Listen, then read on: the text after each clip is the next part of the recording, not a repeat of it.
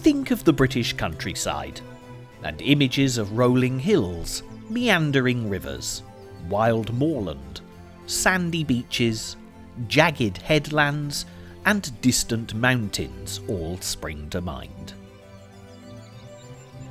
Artists throughout the centuries have been inspired by these striking landscapes to put pen to paper, brush to canvas, and black dot to music stave for time immemorial. The great bard himself, William Shakespeare, creator of the world's best-known dramatic theatre, immortalised the land of his birth as a Sceptre'd Isle, a precious stone set in a silver sea. And his eloquent description holds as true today as it did when the lines were first spoken in the 16th century. Steeped in history as Great Britain is, it's actually the natural landscape that'll be the focal point for this programme. But it's been said that there's no such thing as the natural beauty of the British countryside. Successive generations of landowners and farmers have been altering the landscape in accordance with their own requirements ever since ancient man first stepped out of the cave. Looking at this view high up on the Yorkshire moors in the north of England, it's difficult to believe that man is responsible for so many of the features in this seemingly remote landscape.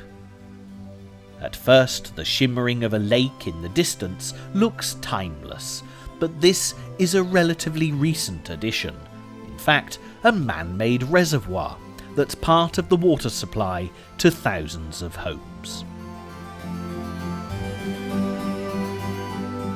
This apparently ancient ruin is equally as deceptive, occupied today only by inquisitive sheep, but it was used for human habitation, complete with roof and plaster, as recently as the 1950s. There were a number of farms scattered up this track, with this being the top one. If you look closely, you'll see paving slabs which were laid for the traditional transport of horses and carts to reach the front door. You can see how quickly the harsh winds and weather common to this very exposed corner of Great Britain have turned the farmhouse into a shell of just bricks and rubble in a few short decades. All is now reverting to nature, and visitors who enjoy this wonderful footpath would hardly imagine that a working farm with cattle and sheep ever stood on this desolate site. There is, however, one surefire giveaway that man once farmed this land, which can be seen right the way down the valley. No tree ever grew naturally in this landscape, and each tree that you see bent by the wind into a wispy silhouette was planted by man. In this district, you can be pretty certain that wherever you see a tree, a farm once stood, even though time, the wind and the weather has destroyed any other evidence to prove the point. However, even if human endeavour has left its mark on this countryside, it's no bad thing. The men who planted these trees earned their living from the land, and taking care of the natural heritage was an important part of their work. If through the course of farming the land was overworked and damaged, their families would quite literally starve, and for centuries the British countryside was operated by an agricultural system that was responsible for preserving some of the finest natural landscapes that you'll get to see anywhere. In Yorkshire, there are modern-day countrymen, designated park rangers, that look after these beautiful pathways, turning to the traditional skills of their forefathers to conserve and maintain. Look at any of the maze of stone walls that crisscross these inhospitable moors.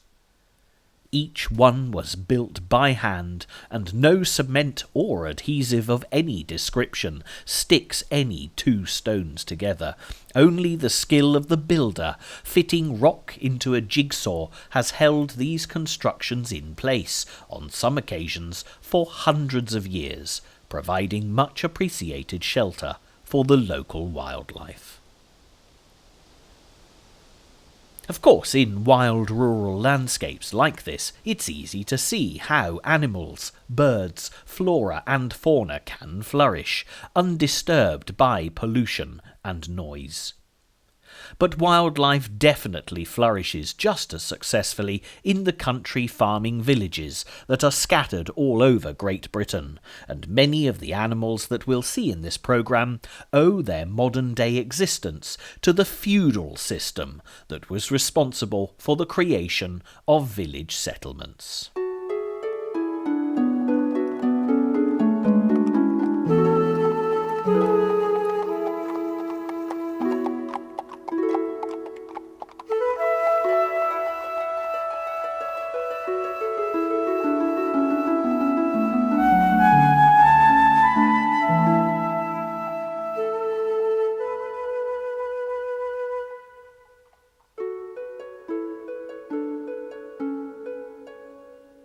As quaint as this beautiful thatched village looks today, its instigation back in the Middle Ages was one of absolute necessity for the survival of the masses.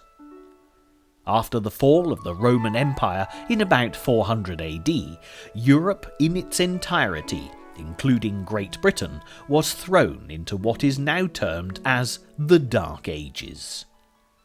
All the civilizing influences brought by the Romans, such as straight roads, magnificent bathhouses, and central heating, were quickly forgotten, as marauding armies from far and wide set about empire building in barbaric fashion.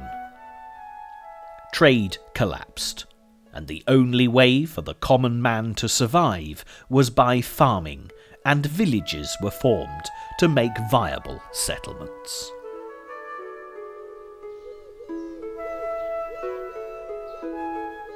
The Christian church became very powerful as the centre of learning, and many villages grew up around abbeys and monasteries.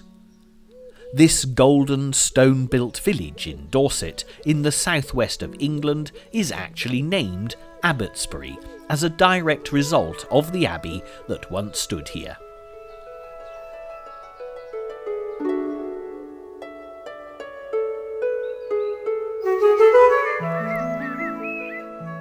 Here's another example, this time a 13th century Cistercian abbey set in the stunningly lovely rolling Cotswold Hills.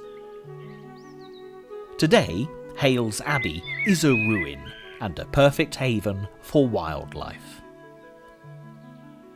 Although the majority of villages in Great Britain have no claim to a religious edifice on this kind of grand scale, there are many beautiful country churches still in use throughout the land. The village of Hales Abbey has a perfectly charming ancient church, which is completely unspoiled, but the number of parishioners who gather to worship regularly are in a definite decline, a far cry from the times now long gone, when the church was quite literally at the heart of village life.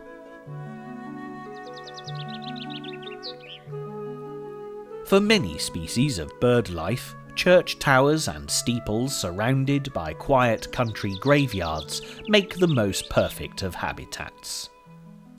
This church at St Breox in North Cornwall has a magnificently overgrown graveyard. tucked far away from main roads and busy traffic, this is without doubt one of the jewels of the British countryside that this programme is dedicated to. Traditionally, it's the barn owl that's most closely associated with church towers, making carefully hidden nests in the ancient architecture.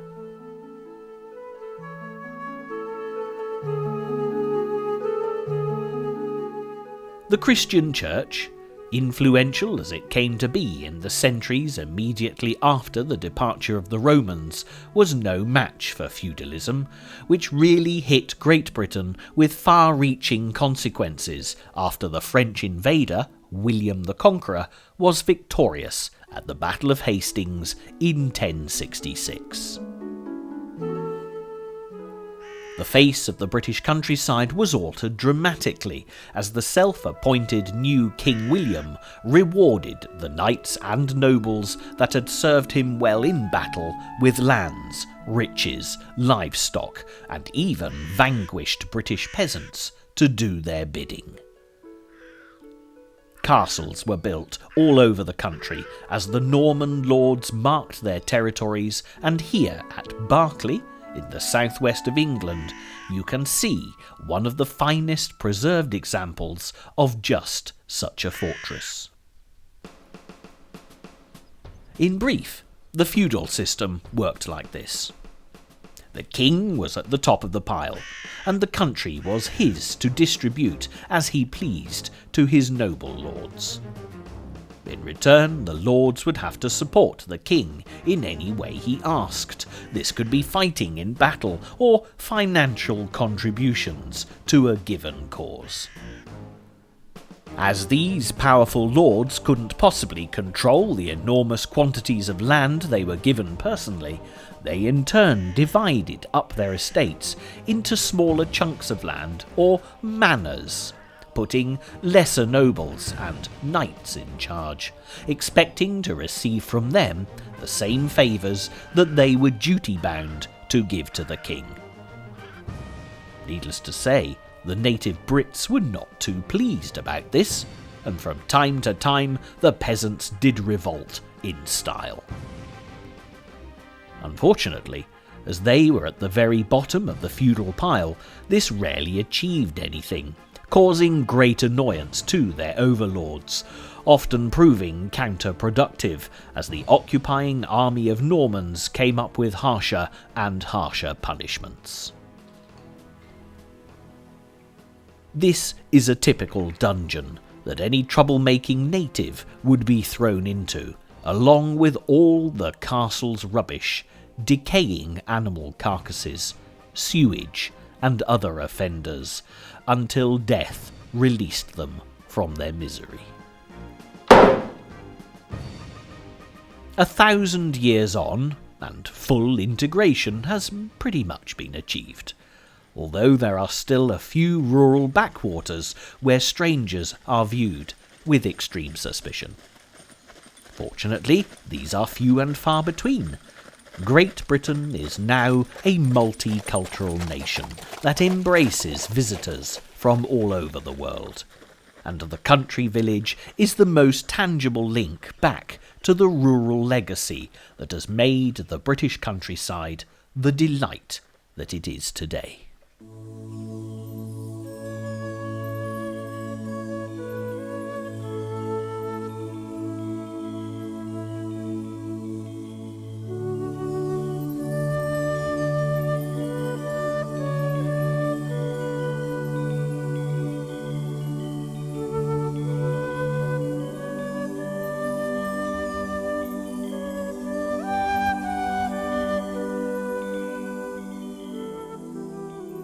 Take a closer look at a village, and you'll soon be on the trail of some of the finest wildlife to be seen in Great Britain. If you first head for the church, then you will invariably find yourself in the oldest part of the village. As well as tracking down the church, you'll quite often find a manor house close by. As you can imagine, the more important you were as a lord, the greater your estate, so manor houses can range from the humble to the ornate. Many of these estates are still in control of the farming interests surrounding modern-day village communities, and it's well worth looking in greater detail at a country estate that's fighting for survival in the 21st century.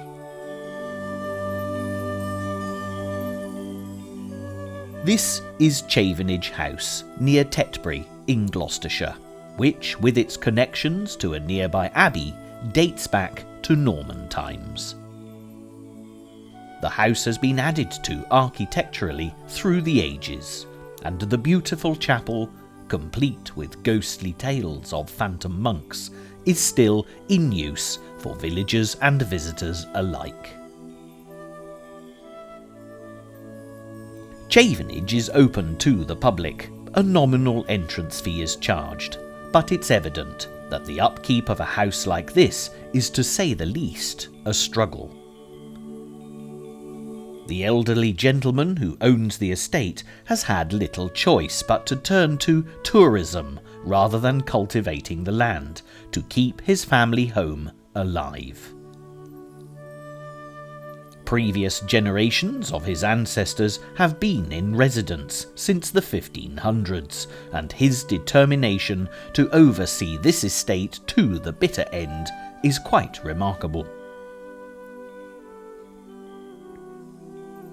Looking at this view of the great British countryside, it's fascinating to note that the occupants of this house down through the ages have been responsible for shaping the landscape, in this case without harming the natural order. However, sadly some great British estates and the surrounding countryside have not fared quite so well. Other old country estates have found alternative ways to keep their livelihoods, and moving south to the green pastures of the county of Devon, we've an opportunity to witness an ancient British country pursuit in action. Raising animals for food has always been the main purpose of British farming, and along with cattle, sheep, pigs and chickens, country estates were also famous for cultivating birds such as the pheasant. Although pheasant meat is quite a rarity today, it was once regularly served at both town and country dinner tables.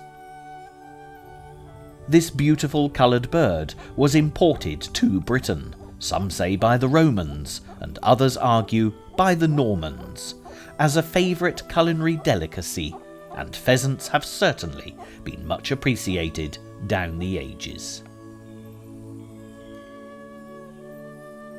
As well as being a fine source of nourishment, the pheasant, like the partridge and the grouse, developed as a status symbol for the big country estate. The lord of the manor was often judged by other members of the aristocracy by the number of game birds, as these species are collectively known, that were raised on his land. Large shooting parties would then be organised in season, and pheasant shooting became a sporting activity rather than just a nutritious necessity.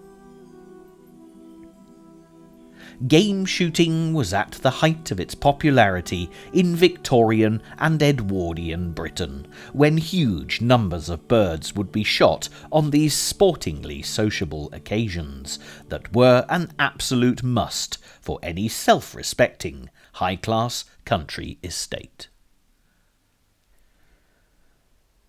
Today, the sheer expense involved in putting on a game shoot is huge, and the practice has become a much rarer activity. However, at this estate in Devon, the traditional game shoot has been transformed into a highly specialised business enterprise. Shooting enthusiasts are invited to pay huge sums of money to take part, which enables the estate managers to finance the rearing of pheasants and the maintenance of the country landscape to make game shooting possible. Firstly, meet the gamekeeper, a rare breed himself these days. There was a time when every country estate had a whole team of gamekeepers responsible for the rearing of game birds and looking after the land.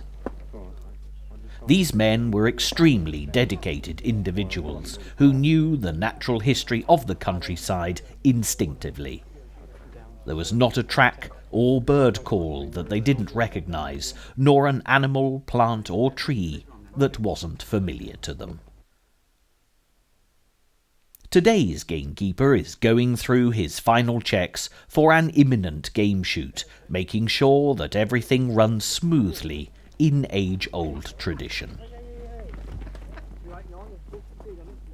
One of the greatest gatherings of country folk you're ever likely to find will be at a game shoot, where the local farm labourers and rural craftsmen will turn out en masse to act as beaters.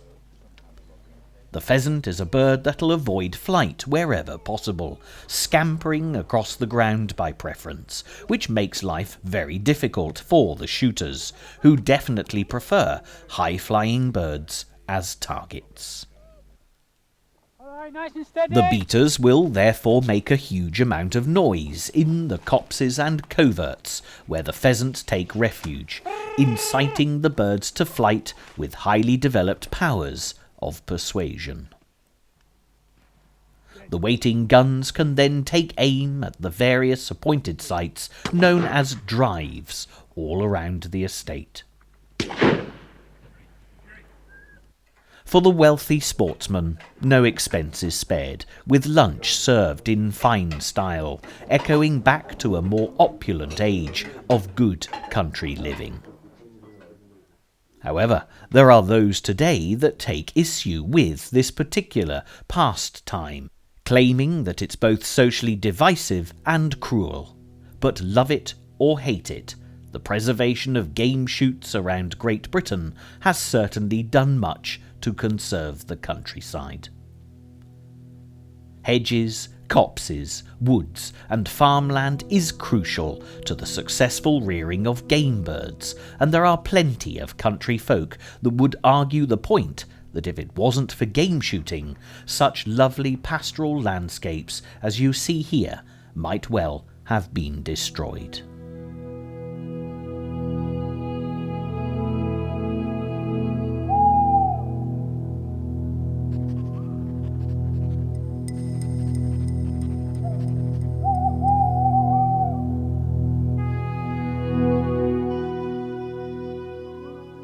Having witnessed all the noise and commotion of the game shoot, it's time to take a closer look at one of the greatest natural treasures of the British countryside, in the quiet tranquillity of a balmy spring night.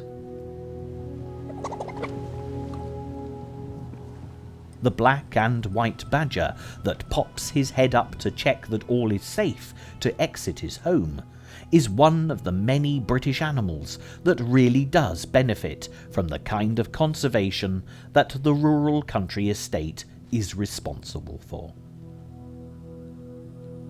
The discovery of a badger set, the name given to the collection of tunnels that make up a badger's home, often where farm pasture land meets woodland, can be an absolutely magical experience.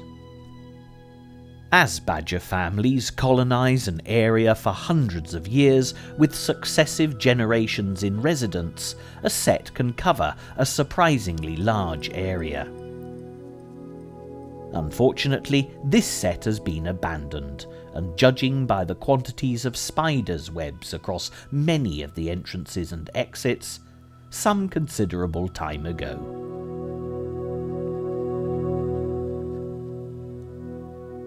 By contrast, this badger set is evidently very much occupied, as there's a considerable pile of used straw and grass bedding building up outside the front door. Badgers are very clean animals, and one sure way of detecting their presence is the clean, warm, sweet smell of hay that emanates from the set when they're in residence. If you see piles of discarded feathers and debris outside, you can be pretty certain that any badgers that might have lived there have long since gone, and a fox family has moved into the vacant property. Also, trying the sniff test will confirm if a fox is home, because the smell is horrendous, stinking of rotting vegetable and animal matter. Badger watching at specially protected sets has become a very popular wildlife activity in Britain, and the badgers soon learn to trust humans and will even take food from their hands. However, the badgers you're watching here, an entire family at play, are completely wild, and it's taken great care, patience and time to get them acclimatized to the cameras, with a ready supply of peanuts and sugar-coated breakfast cereal certainly helping matters along. The badgers will stay in the limelight only for as long as it takes for them to snuffle up the food that's been put out for them.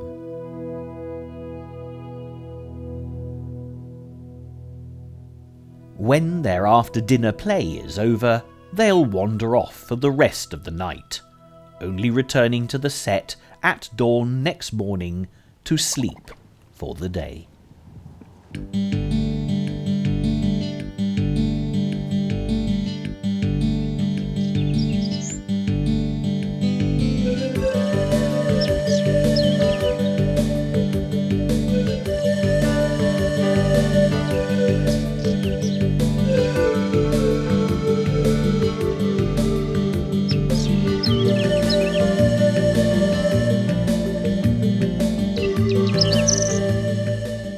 These traditional country views have been unchanged for centuries. Likewise, the fly fisherman, gracefully casting his line into this clear, flowing river in search of the elusive brown trout. This is another area of conservation which has been wonderfully successful all over Great Britain. Many fly fishing habitats for trout and the king of eating species, the salmon, had been all but destroyed by modern agricultural practices. It's taken a colossal amount of hard work and dedication to rebuild these very special habitats. This may appear a rather strange sight, but what's actually happening is the guys with the bizarre-looking equipment are cleaning the gravel on the riverbed.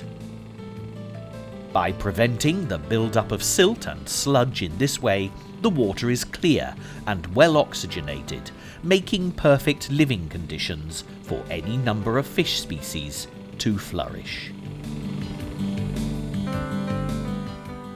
This is not, of course, to say that all parts of the British countryside have remained unchanged over the centuries. The Industrial Revolution had an enormous impact on the rural landscape, and although terrible damage was done to vast swathes of land, not everything about the racing path of progress was detrimental to nature and wildlife. The canals and navigable waterways of Great Britain developed as coal fields, along with the growing number of factories of the new industrial age, needed to transport their wares quickly and efficiently, both countrywide and internationally. Ports such as Bristol and Liverpool became crucial to Britain's economy, and they were all linked by the inland waterways. Large rivers like the Mersey, Severn, Trent and the Avon were ideal, but where water transport was necessary in regions not served by rivers, canals were built for narrow barges to carry commodities to the larger shipping lanes. For a brief time, the canals were hugely successful, but a newer, more economical and much faster method of transport was powering over the horizon. The age of steam had arrived. In many areas, the railway ran alongside the canals, but within a matter of years, most of the major canals had become redundant. As you travel the waterways of Britain today, very little has altered in terms of the actual canal, whatever may have grown up all around.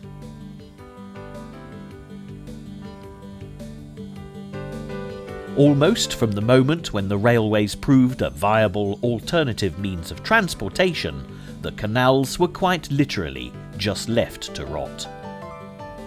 It wasn't until the mid-20th century that people began to uncover the treasure trove of the long abandoned waterways for leisure pursuits.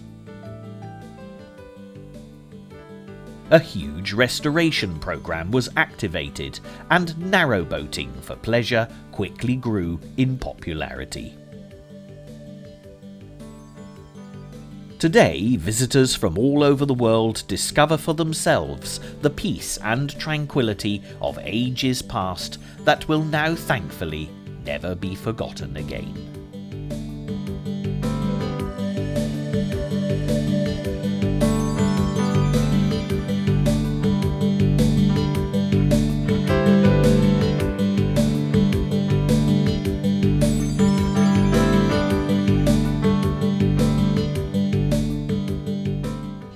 The wildlife of the canal banks is fascinating, with sightings of squirrels, rabbits, and a profusion of bird life being everyday occurrences.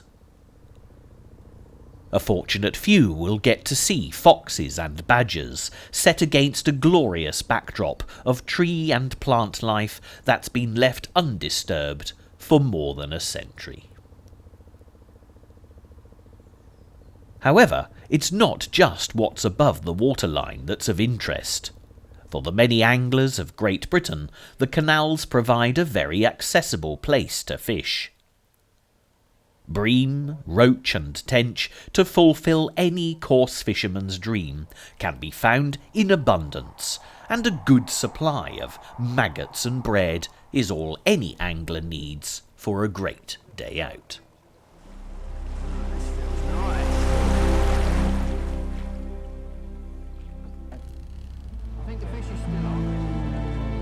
But Great Britain, as an island nation, has a history of fishing on a much larger scale out at sea.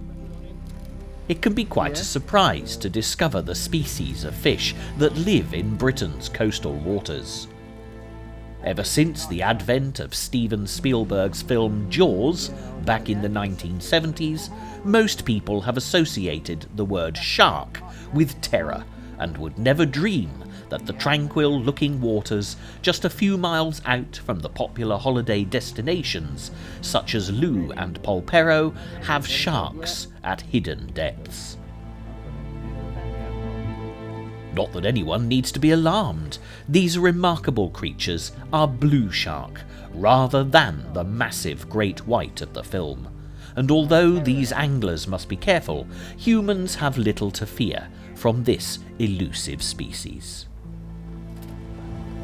Sadly, overfishing in the 1960s has left the blue shark fighting for survival, but with protection measures now in place, everything is being done for their conservation. These fish will all be tagged before they're released back into the water, which will enable progress to be monitored, hopefully ensuring the survival of the blue shark in British coastal waters for all time.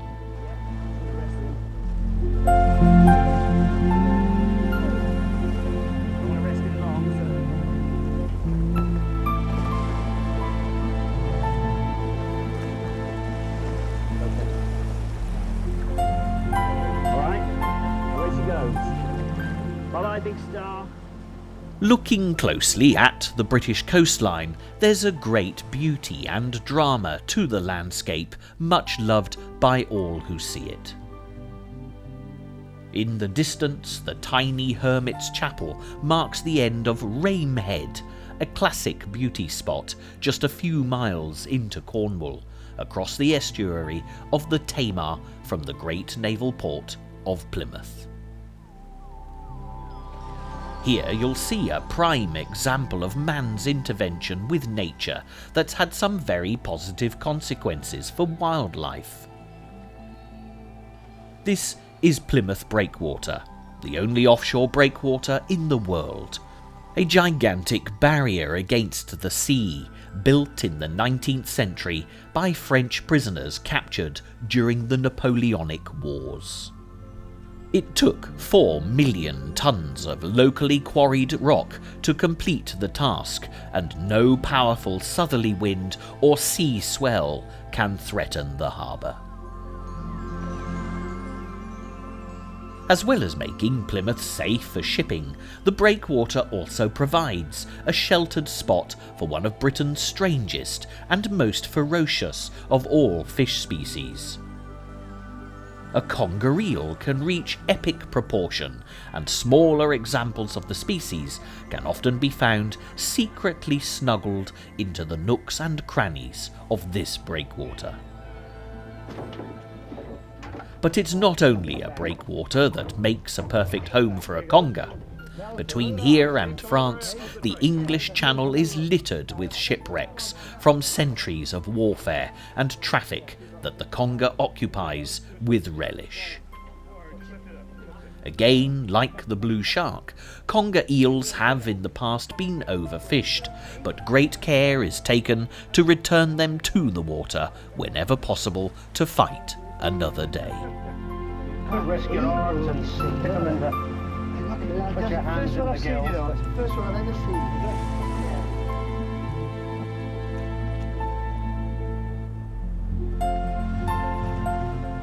Many of the ships that passed safely through these waters, instead of foundering on the rocks to become conger sanctuaries, did so with the assistance of this formidable landmark, the Eddystone Lighthouse. There's been a lighthouse on this spot for almost 400 years, today's automated construction being a relatively recent addition. The classic red and white lighthouse on Plymouth Hoe, known as Smeaton's Tower, once stood sentinel over these waters, before being painstakingly transported, brick by brick, to its present-day location in the late 19th century.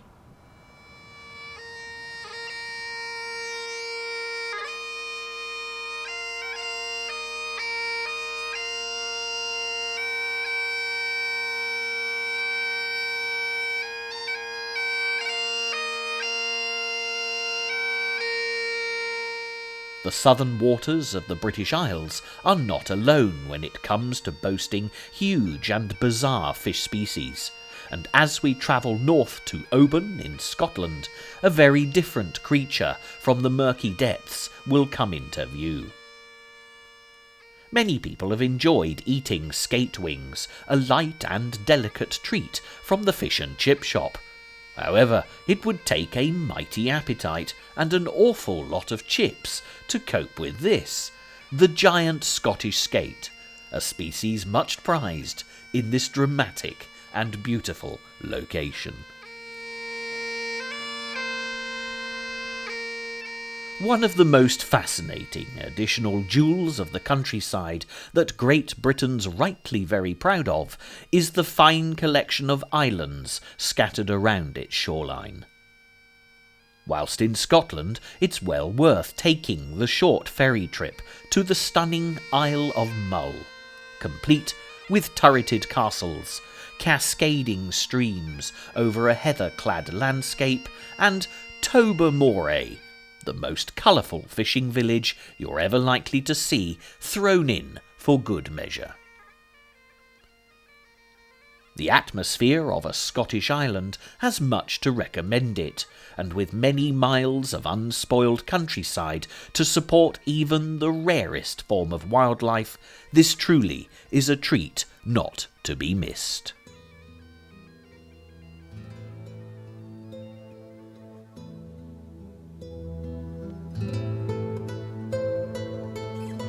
A contrasting island that also has a reputation for pleasing the nature lover is the Isle of Wight, where holidaymakers once flocked in their thousands to enjoy the beaches and the walking offered by this more southerly isle.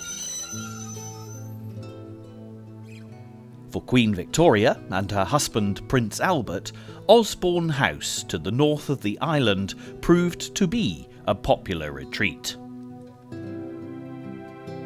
This footpath was once a railway track, and this house was the royal family's private station. But like much of the island's once well-used railway line, it's now fallen into disrepair.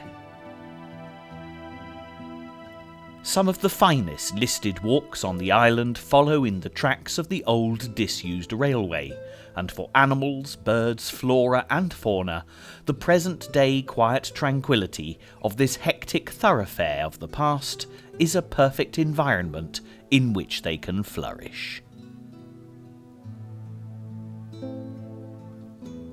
There are some lovely, secret, tucked-away places, well worth the attention of the countryside enthusiast, on the Isle of Wight, not least the stunning church of St Mildred, altered and embellished in Queen Victoria's day, as it was used by the sovereign for family worship, it being the closest church to her beloved Osborne House.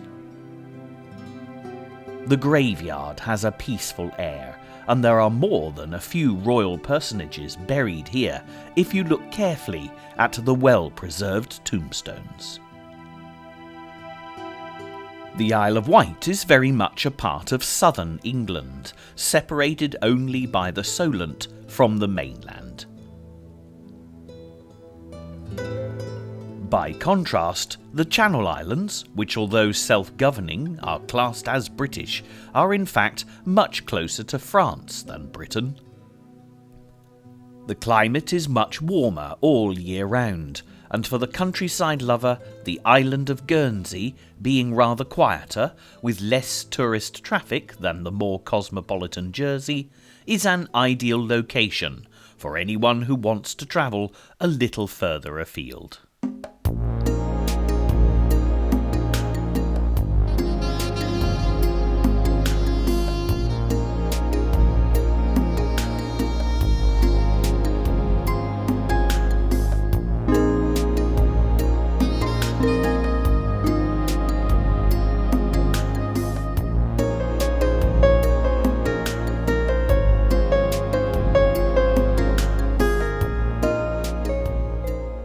Having had the opportunity to take a brief tour around some of the jewels of the great British countryside, it's perhaps a good time to consider the practicalities of actually getting out and about and enjoying these treasures for yourself. There's an old saying that there's no such thing as bad weather, just inappropriate clothing. However, the British as a race are often caricatured the world over as being obsessed with the weather. Now, obviously, a pleasant summer's day with no hint of rain is going to be most people's perfect choice for nature rambling. But it's well worth broadening the horizons a little. Great Britain is affected considerably by annual variations, but each season has something unique and precious to offer. Spring, with its brighter weather and reawakening of everything that has lain dormant throughout the winter months, is a fabulous time of year to nature watch. Woodland bluebells come into bloom, and the cuckoo returns to Britain. Also, many species of bird and animal will be producing young, and looking out for the youngsters as they set off into the big wide world is definitely a worthwhile experience. Although badger cubs are usually born in the spring, it's invariably early summer before they start to appear, foraging away from the set with their parents. It takes a great deal of time and patience to watch them, but many people do attend badger watches led by wildlife rangers in designated areas. You do need to remember that the badger is a protected species, and any interference with a badger set, no matter how well intentioned, can result in prosecution. So sometimes starting out badger watching under expert supervision is a really good idea.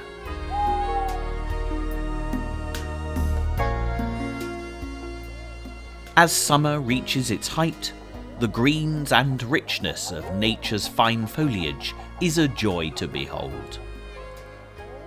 All along the coast of Great Britain, holiday makers head for the seaside, where a fascinating array of creatures will appear along the shoreline as the tide goes out. Rock pools make ideal spots for children to safely get their first taste of wildlife investigation, and in good conditions there are few activities to beat this. According to the famous English poet Keats, autumn is a season of mists and mellow fruitfulness. And for the nature lover, it truly is a spectacular time of year. Harvest time in Britain is still celebrated in traditional fashion, where even in a modern technologically advanced society, farmers are still grateful to gather in the fruits of their labour. This can also be a fascinating time for the keen bird watcher, as many species of birds, the finches in particular, will head in large flocks to the countryside to make the most of the harvest time bounty before the winter sets in.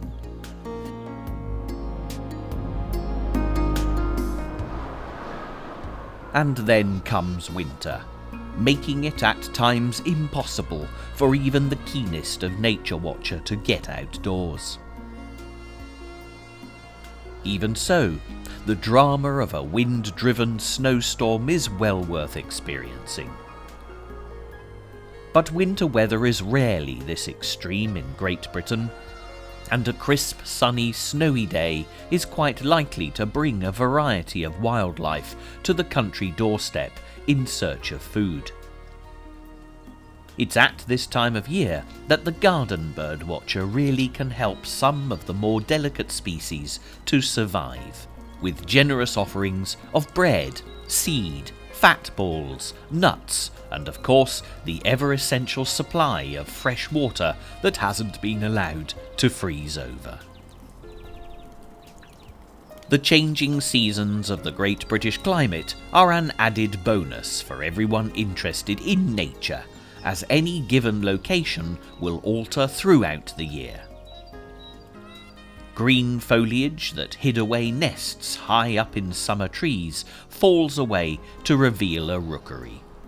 Woodpeckers that can be difficult to spot when camouflaged by leaves are far more noticeable against skeleton branches. Therefore, tracking a favourite bit of countryside that's easy for you to reach on a regular basis is a fabulous way to appreciate the ever-changing view.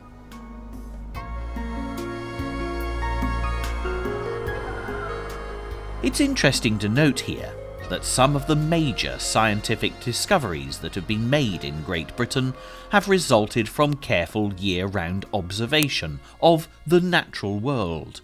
And one of the most influential medical discoveries of all time, for Britain and the world, was made by a man who had been a countryside lover and nature watcher all of his life.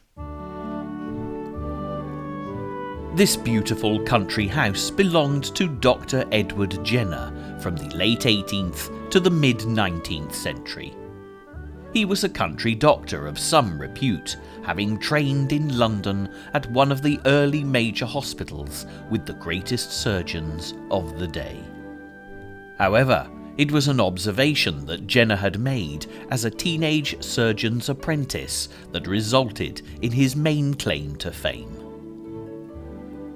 As a youngster, Edward Jenner had been fascinated by nature, and he spent much of his time collecting fossils and investigating the wildlife that surrounded him. With older brothers of significant academic ability who were Oxford University men, the family despaired of the scatterbrained Edward, who was far more interested in birds' eggs and hedgehogs than attending to his studies. As a consequence, Oxford seemed a poor choice, and apprenticing Edward to become a surgeon was a much more suitable career path for the boy who was so obsessed with natural history.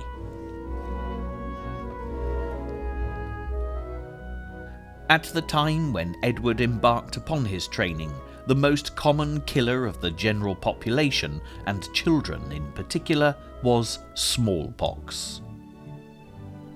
Edward himself had suffered the disease as a little child, a harrowing experience indeed, and although he recovered physically from smallpox, the mental scars were never to leave him.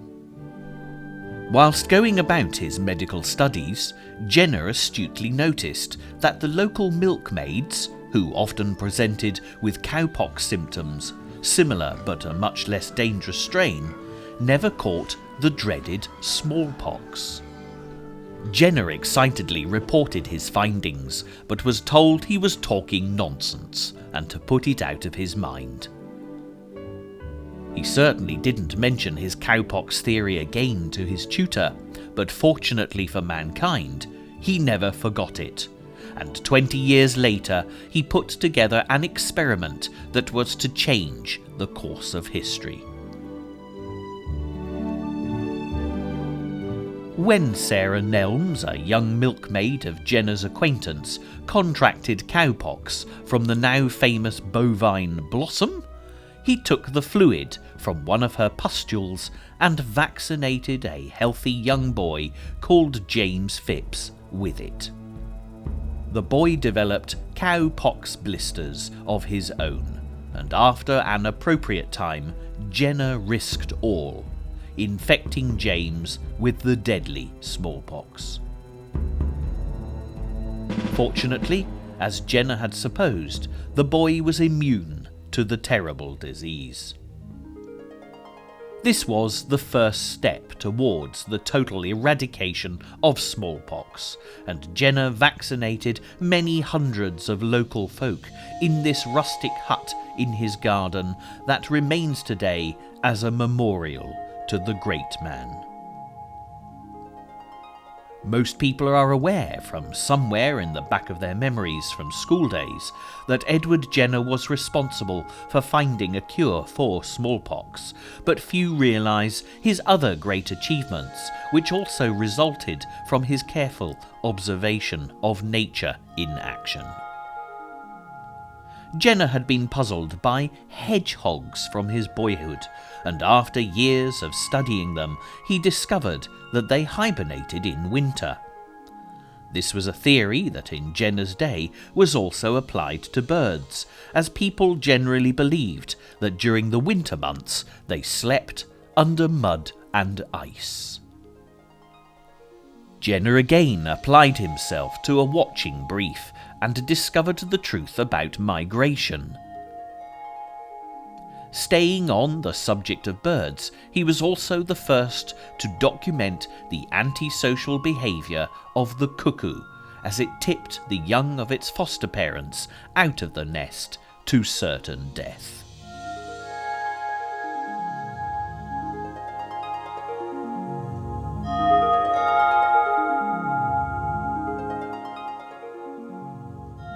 It's quite incredible that a young nature enthusiast, whose family had thought would struggle to make anything of himself, should achieve so much from the love of the country and his ability to observe nature in such minute detail. This just goes to illustrate what an appreciation of the countryside can actually lead on to, and many amateur naturalists who have registered their observations have made significant contributions to man's understanding of Great Britain's wildlife. Now it has to be said, as this programme draws to a close, that travelling around Britain by car will never bring you into the close proximity of the nation's natural treasures. Walkers and ramblers do without doubt get the very best wildlife spotting opportunities, and cyclists will often come a very close second. Wherever you go in Great Britain, the areas of natural beauty are never too far away. Take for example the ancient seaside town of Weymouth in Dorset. Along the promenade it's busy, noisy and bustling, and apart from the scavenging seagulls, there's precious little wildlife for anyone to investigate.